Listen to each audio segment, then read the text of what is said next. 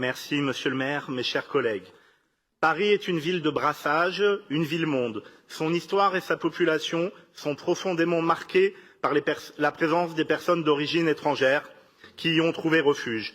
20% de la population parisienne est immigrée et 14% de nationalité étrangère, soit le double de la moyenne nationale. Théâtre de la déclaration de 1789 et de celle de 1948, Paris est la ville phare des droits de l'homme. Et cette histoire particulière nous oblige.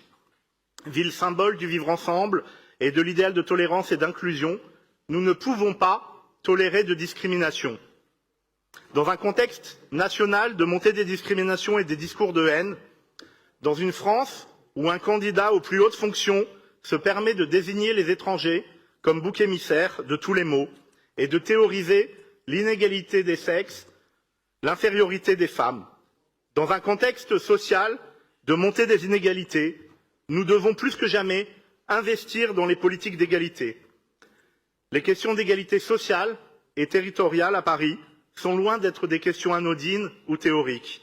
Elles se posent concrètement dans la vie quotidienne de chacun, dans l'accès à un emploi, un logement, un service, un loisir.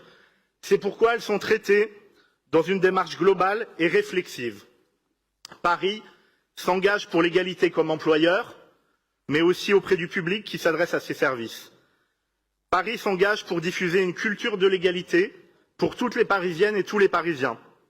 Ces grands axes sont ceux du plan Égalité, lutte contre les discriminations et handicap que nous avons voté en octobre dernier, recouvrant les 25 critères de discrimination interdits.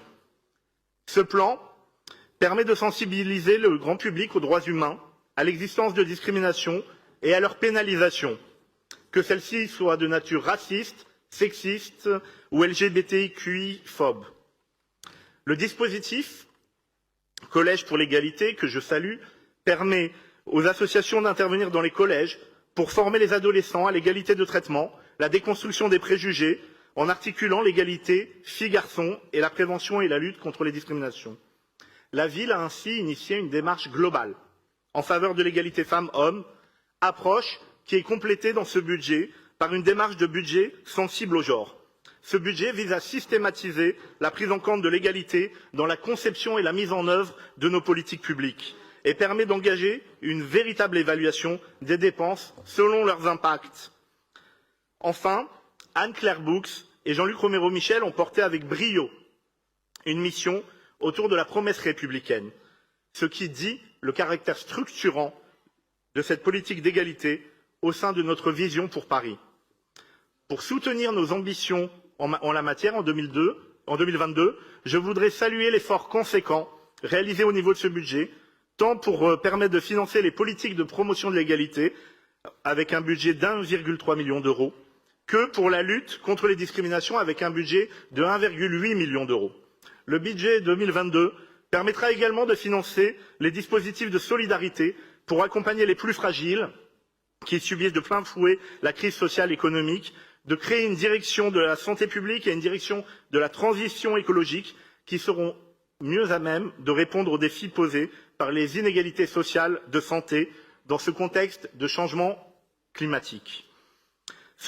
Il renforce par ailleurs les politiques publiques d'accessibilité, puisque en matière de handicap, le budget va connaître une hausse de près de 5 millions. Il passe à 13,5 millions d'euros et sont inscrits ainsi pour couvrir les travaux de mise en accessibilité des équipements municipaux, en plus de la création de places d'hébergement et du soutien de l'habitat inclusif.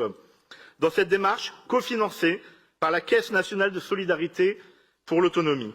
La politique pour l'égalité irrigue ainsi de manière concrète tout notre budget et je suis fier de ce choix méthodique, concret et stratégique pour notre ville. Je vous remercie.